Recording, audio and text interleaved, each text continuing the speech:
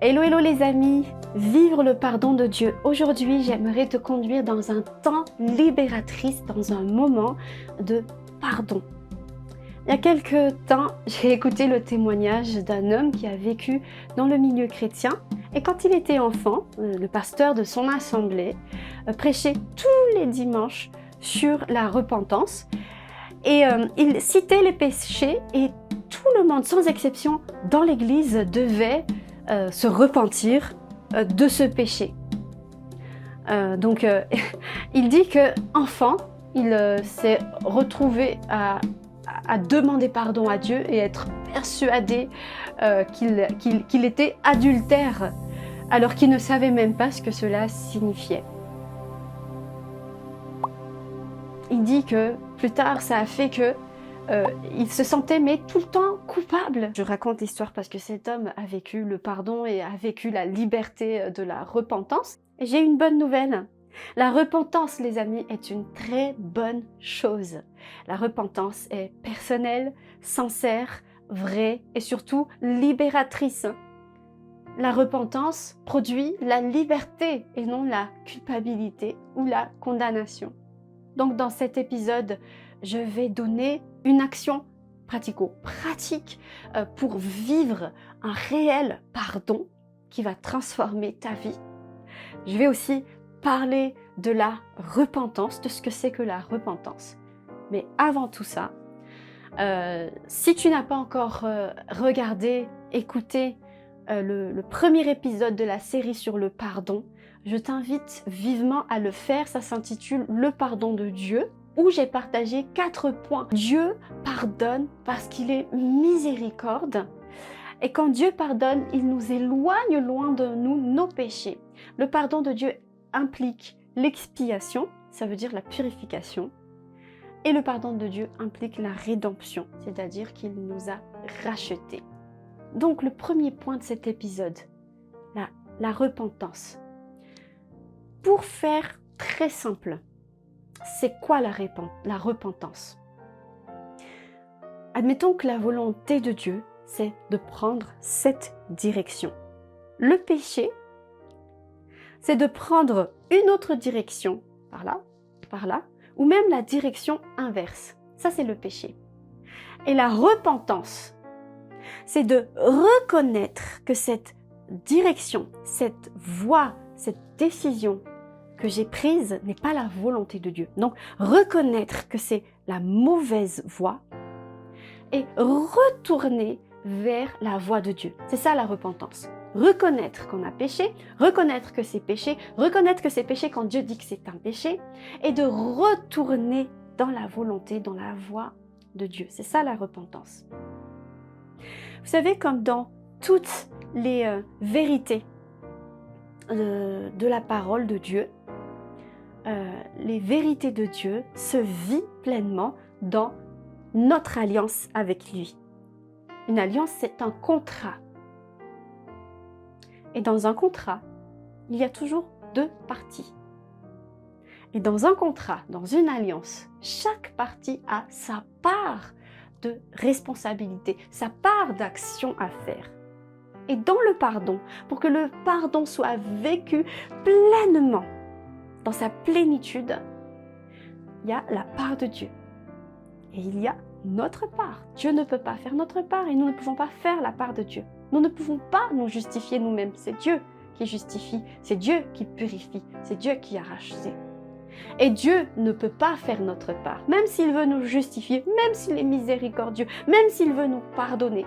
Si nous ne faisons pas notre part, il ne peut pas le faire. Et notre part, c'est la repentance. Et les amis, des fois, il y a beaucoup de péchés, mauvaise direction, mauvaise décision contre la volonté de Dieu, désobéissance non confessée dans nos vies, qui nous donnent de la culpabilité. C'est pas de la culpabilité à cause de l'ignorance, des choses que les gens disent, mais c'est vraiment quelque chose que nous avons fait et nous n'avons pas fait cette part de l'alliance dans le pardon. Nous n'avons pas confessé. Proverbe chapitre 28. Celui qui cache ses fautes ne prospère pas. mais celui qui avoue et qui l'abandonne, celui-là obtient miséricorde. Des fois, le cumul de ces péchés non avoués, non abandonnés, nous donne un sentiment de culpabilité, où on ne sait plus exactement pourquoi on se sent coupable, mais on se sent coupable en permanence. Parce que on cumule au fait des petites désobéissances non confessées à Dieu. On n'a pas accompli notre part du marché. Ésaïe, chapitre 55, versets 6 et 7. Cherchez l'Éternel pendant qu'il se trouve. Invoquez-le, tandis qu'il est près de vous.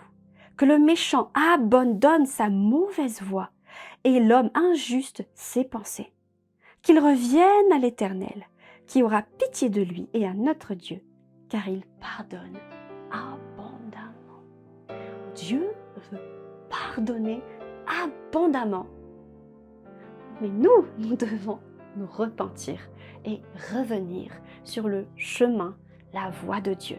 Nous pouvons trouver beaucoup de raisons, en fait, pour ne pas reconnaître, pour ne pas retourner, au fait, dans la volonté de Dieu et d'accomplir la repentance, donc de se détourner.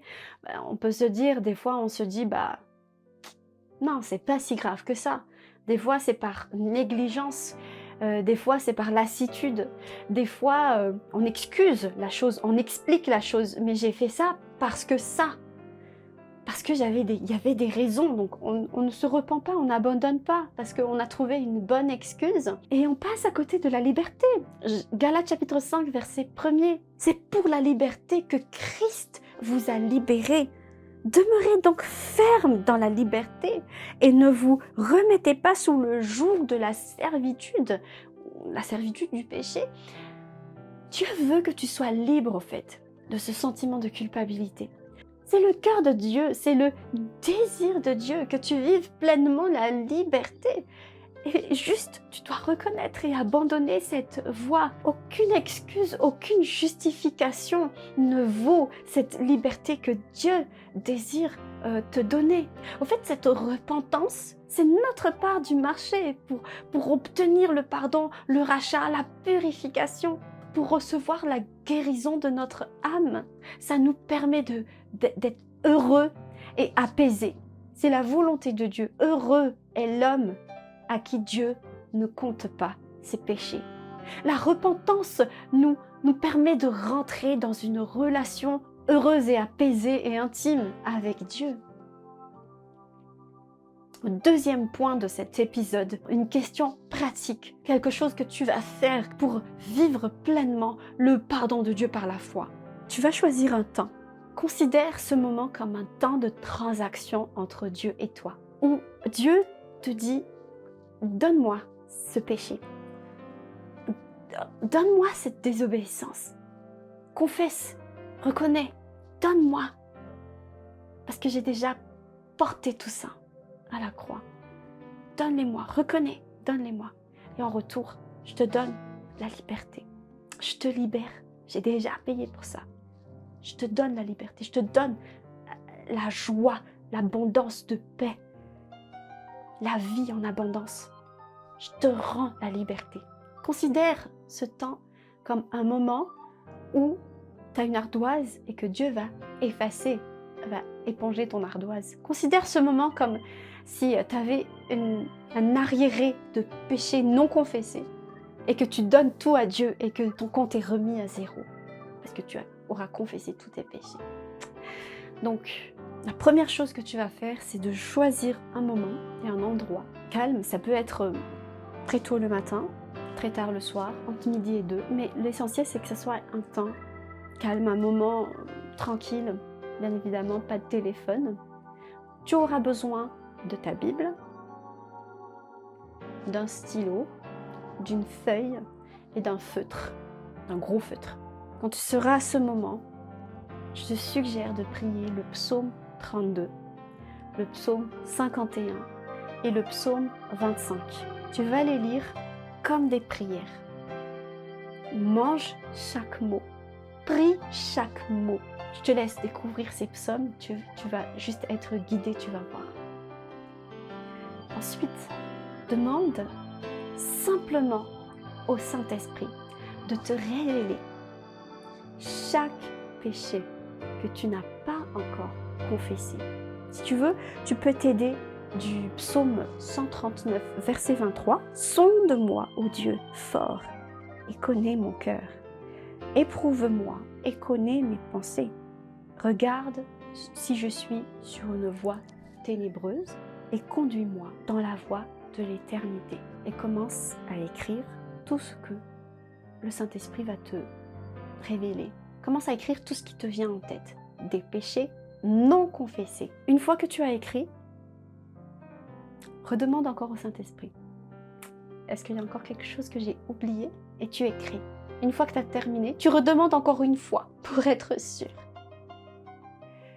Et quand tu es sûr qu'il n'y a plus rien, tu prends 1 Jean, chapitre 1, verset 9.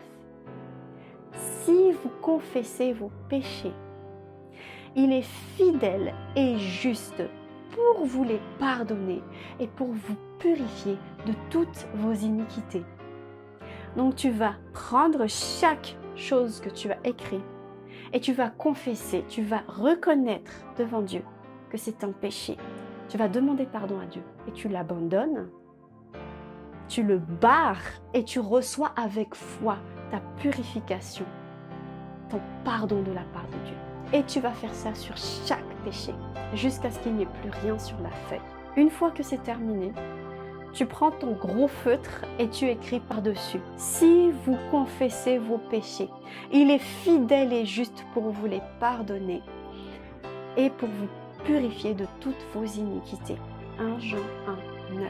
Prochaine étape, vous déchirez cette feuille, vous la jetez à la poubelle, vous la jetez loin de vous, vous la brûlez, vous la faites disparaître.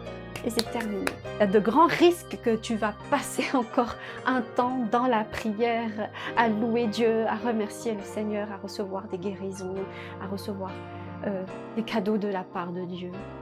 Je l'ai fait, les amis. J'ai fait ce temps-là et je le fais à chaque fois que j'en ai besoin. Et je peux vous dire que ça a transformé ma vie et c'est pour ça que je le partage dans cette vidéo, dans ce podcast. Quelle que soit en fait ta relation avec Dieu, que ce soit depuis des années que tu as donné ta vie à Jésus, ou que ce soit la première fois que tu vas faire ça, que tu vas te repentir devant Dieu parce que tu sais que tu as besoin de cette liberté. Quelle que soit ta situation, je prie Dieu pour que ce moment soit un moment fort de liberté pour toi.